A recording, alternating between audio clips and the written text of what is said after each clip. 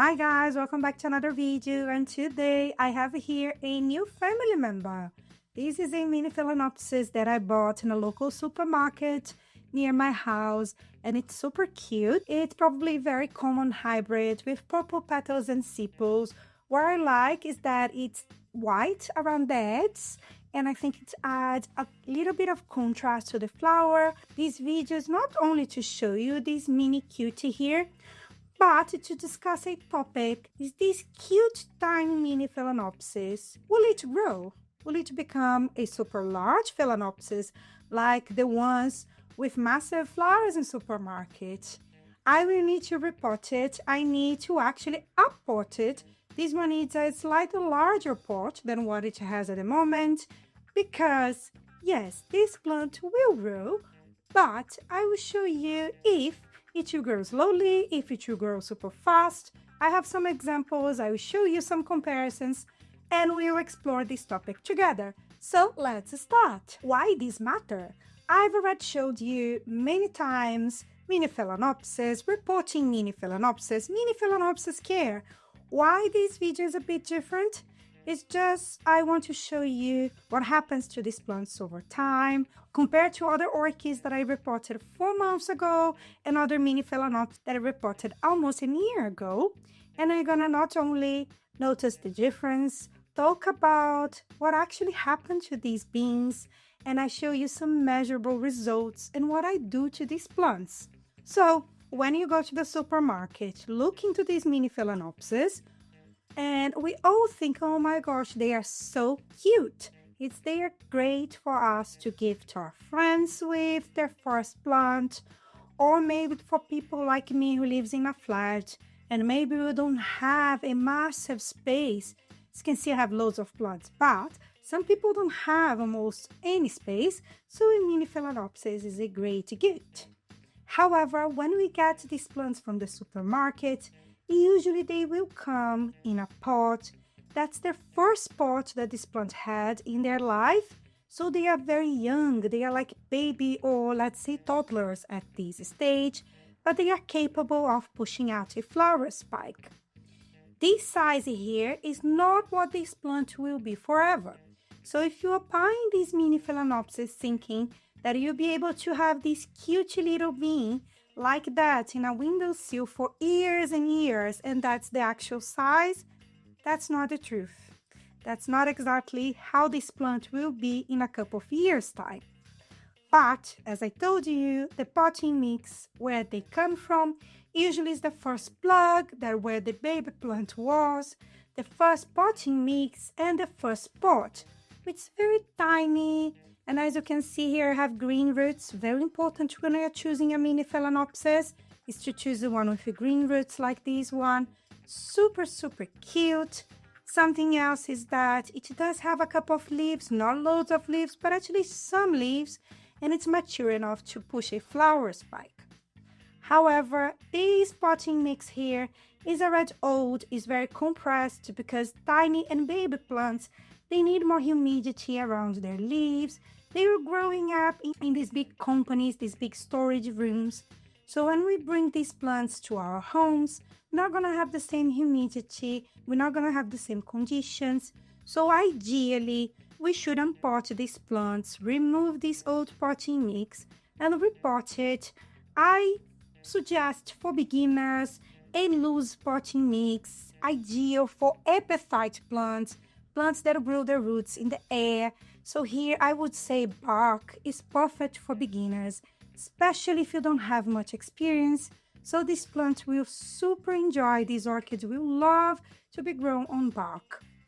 That's the first thing. So if you just got your first phalaenopsis, you can wait for the flower to be gone, but you're gonna have to repot it, especially if it comes on something like that a super, super tiny pot. Yes, it's ideal. This plant will grow a lot, but how much and how long it will take? Let me show you some examples. These are not the same plants as you can see. Let me grab the other one and I'm gonna show you other footage, but just for you to have a comparison where I am right now. This is the one, the near one. This is the one that I bought in the beginning of the year. I will look into the original footage and I'll show you how this plant was. So this one has super cute flowers. It's also a mini Phalaenopsis, and when I bought it, it was very tiny as well, maybe a little bit larger than that one, but it's doing much better now.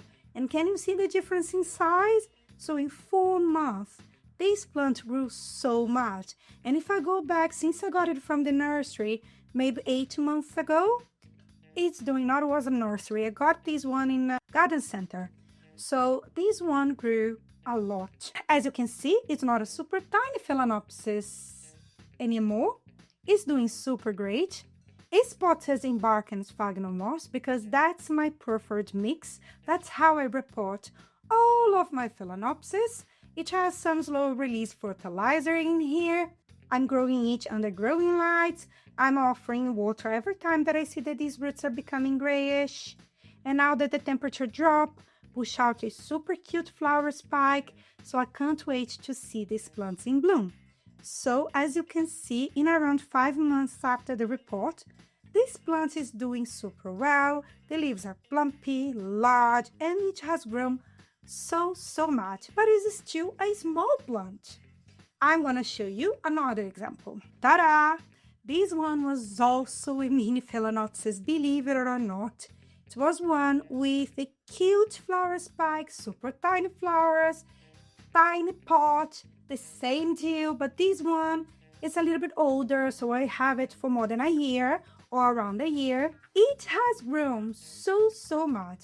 This one is becoming more like a medium-sized plant, not a miniature Phalaenopsis anymore. So as you can see, in the future, I might need to repot this plant, who knows, and offer it even a larger pot. So older your Phalaenopsis get, and these plants are monopodious, so they will grow one leaf after another, and when they are very healthy, these leaves will become larger and larger. So older they get, larger and a little bit taller they will get, and not only that, they will have more roots as well. So they might not be super miniature Phalaenopsis anymore. It depends on the genetics, the parents, where these plants came from. Some of them will be a little bit more compact, others a little bit larger, but generally speaking, none of them will be super small. Now let's be realistic.